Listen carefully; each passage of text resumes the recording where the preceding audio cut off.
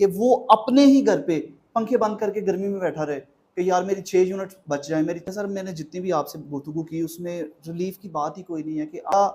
DPO house का, DC house का, क्या बड़े-बड़े अफसरान का, क्या पॉलिटिशियंस का बिल अगर टाइम पे ना आए तो किसी की जरूरत होती है कि उनका मीटर काट के ले आना। चीज मैंने पे कर दिया, ये मोबाइल आपने पे कर दिया, दुकान वाला के मोबाइल इधर ही रहने दें, ये मोबाइल मेरा है भाई, ऐसे नहीं है, आपने सिर्फ पे किया, इसी तरह आप आए कॉल करें इस पे, और ये आपका कहना कि ये मीटर वापडा की प्रॉपर्टी है, आप जिसने पैसे पे किए हुए हैं उसकी प्रॉपर्टी नहीं है,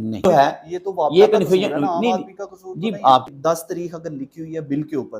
तो मीटर रीडर आके 16 तारीख को रीडिंग कर रहा है। इस तरह फैन ले लें, आदमी के घर में पंखा ले लें, जिनके घर में पंखा ले लें,